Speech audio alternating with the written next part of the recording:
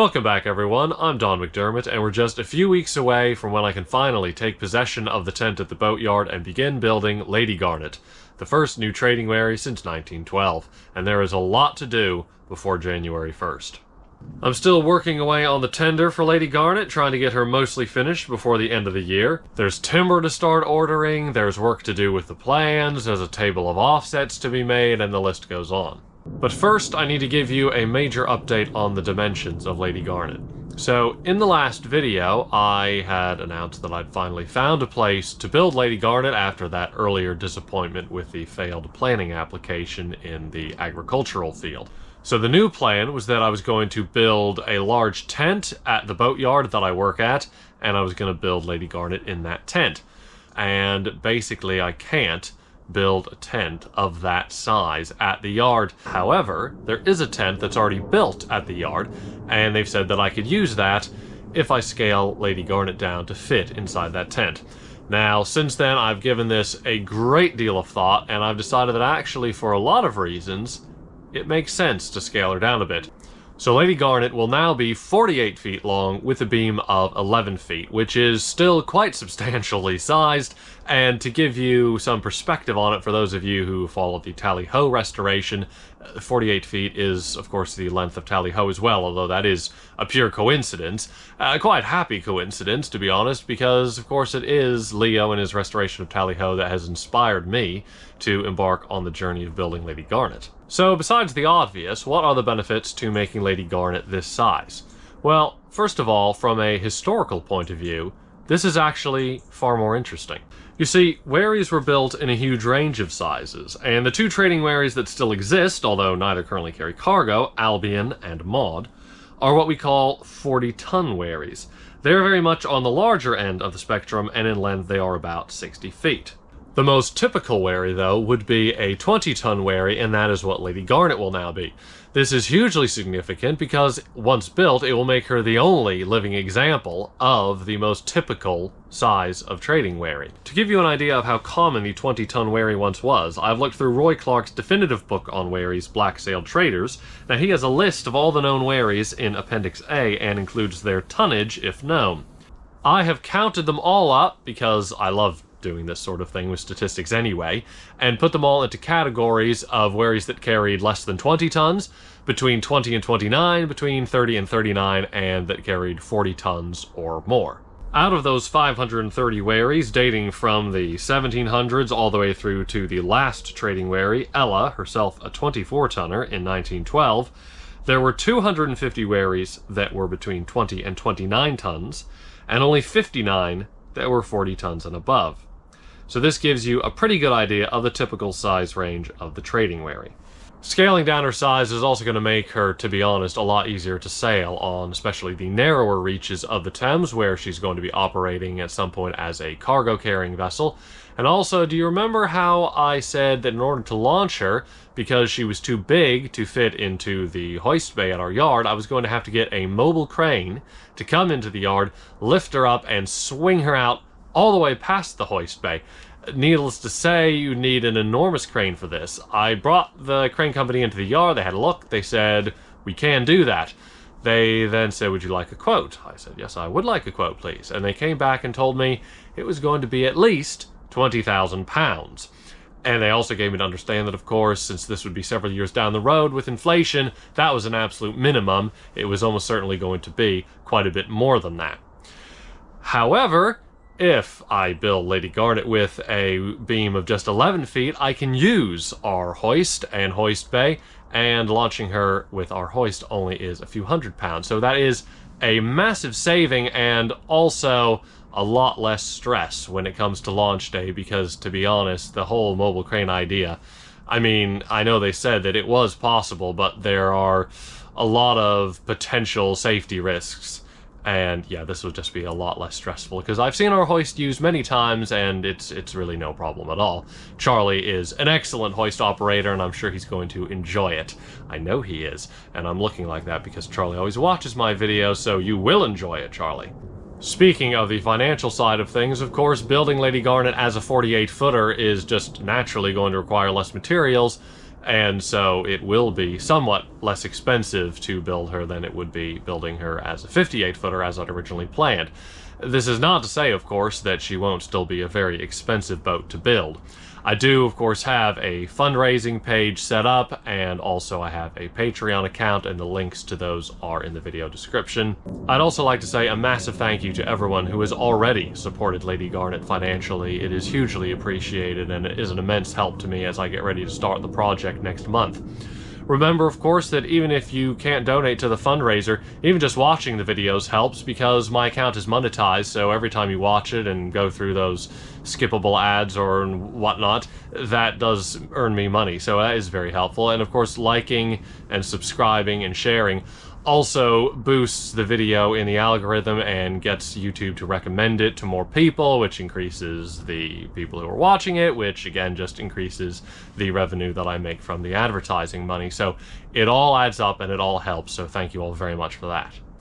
Anyway, I think it's about time that I got on and did something. Now, I'm going to be coming back to the dinghy later on in the video, where I'm going to be fitting, steaming, and fastening on a new plank, which is always fun.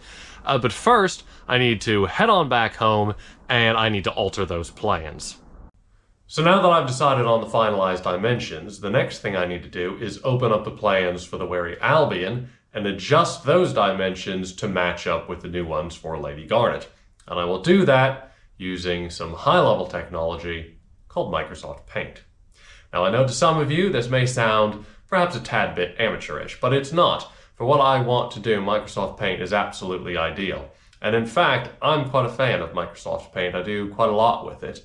The artist impression of Lady Garnet that you'll see across all of my social media platforms, and unless I've messed up in the video editing, you should be seeing it on your screens right now, that was done in Microsoft Paint. I should hasten to add, this is not a paid promotion in any way. I just happen to really like it. So here's a look at Albion's shear plan, and you can see that I've got the entire area selected. And I'm just going to go into resize. Now, you can do it by percentage, but you can't have, for example, at 76.5. So it's more accurate to use pixels. The other important thing is I don't want to maintain the aspect ratio, because I only want to change the length of the boat right now. I don't want to be changing the height. So the next thing I'm going to do is I'm going to go into calculator. You can use a real calculator as well, and take 48, which is the new length, by 58'3" or 58.25, which is Albion's length. And that gives me the percentage. Now I'm going to take those pixels, 8664, and I'm going to multiply that percentage by 8664. And that's going to give me roughly 7,139 pixels. Now I go back into here, and I'll put that new number in, and then there you have it. The new length in the shear plan. And next, of course, I do the exact same thing for the length in the half breadth plan. And then I adjust the width in the body plan and in the half breadth plan. And finally, although it's not at all necessary to do for the lofting process, I have raised the standing and shifting right-ups, which I'm doing because I want more headroom in the boat, because I don't know if you've picked up on this from watching previous videos, but I am quite tall. I'm 6'6", so somewhat understandably I need a bit higher of headroom than usual.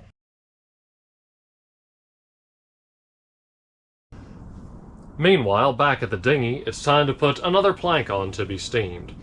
Only the forward end needs steaming, so I temporarily fasten the rest of the plank in place with clamps and pincers, and then I use the plastic bag and wallpaper steamer method to steam the planks. This is the method that I have been using the entire time, and it works quite well, provided that you make sure you close the mouth of the bag up tight enough to keep the steam in place. I find that putting some tape on quite tightly around usually is enough to do the trick.